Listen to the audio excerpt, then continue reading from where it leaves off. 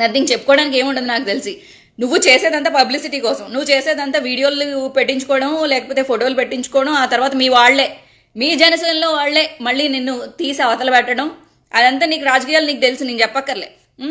నిన్ను నీ పార్టీలో, నీ సొంత పార్టీలో ఎలా పక్కన పెట్టారు. నీకు యాక్సిడెంట్ జరిగినా కానీ అప్పుడు ఏం జరిగిందో నీకు అంతా తెలుసు. నిన్ను పవన్ కళ్యాణ్ గారు ఎన్నిసార్లు పక్కకు వస్తారో నీకు కూడా తెలుసు. ఎందుకురా ఇంకా పాకులాడుతున్నావు? పబ్లిసిటీ కావాలా? మమ్మల్ని అంటారు కదా మీ జన సైనికులు అందరూ, మేము పబ్లిసిటీ కోసం ఏడుస్తున్నాం, పబ్లిసిటీ కోసం ఏడుస్తున్నాం. ఎవర్రా పబ్లిసిటీ కోసం ఏడ్చేది? నేనా? మీకు ఏమొచ్చురా? మీ జన సైనికులకి మీ అబ్బా మీకు ఏమొచ్చు అసలు? అవతల లేడీస్ని ఏడిపించడం వచ్చు, వాళ్ళకి ఫోన్లు చేయడం వచ్చు, తింగర మెసేజ్లు పెట్టడం వచ్చు, లేకపోతే ట్రోల్ చేయడం వచ్చు. అంతేనా? అంతకుమించి ఏం పీకలేరుగా. ఆగండి, మే నెలలో మీ జాతకాలు బయటపడతాయి. ఎవరెవడు ఏ కుక్కలు ఏం మాట్లాడినాయో అందరి దోల తీర్చేస్తాయి. సో ఆవిడ దవడ నువ్వు పేలగొట్టడం కాదు, త్వరలోనే నువ్వు దవడ పగలగొట్టించుకోకపోతే అప్పుడు మాట్లాడరా నువ్వు నాతోటి.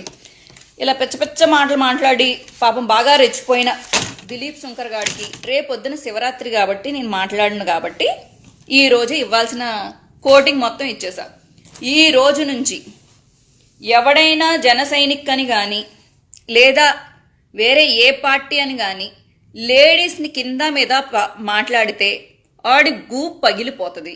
లేకపోతే అదేంటి వాళ్ళ ఆవిడతో సంసారానికి పనికి రాకోకుండా కట్ చేసి పారదొబ్బుతాం. రోడ్డు మీద ఎక్కడైనా కనబడితే చెప్పులతో కొట్టి, చేటలతో కొట్టి, ఆడి బట్టలు ఓడదీసేసి, మొత్తం అవయవాలన్నీ శుభ్రంగా కోసేసి కారం పెట్టి పంపిస్తాం ఒక్కొక్క నా కొడుక్కి. ఒళ్ళు జాగ్రత్తగా పెట్టుకుని మాట్లాడండి. ఇదేంటి ఎస్పెషల్లీ ఆవిడ మీరు మాట్లాడినప్పుడు నాకు తెలిసి తెలుగుదేశం పార్టీకి తెలుగు మహిళా అధ్యక్షురాలు అయి ఉండొచ్చు. బట్ ఆవిడ పదవిలో ఉన్నా లేకపోయినా, లేకపోతే అసలు ఏ మహిళ అయినా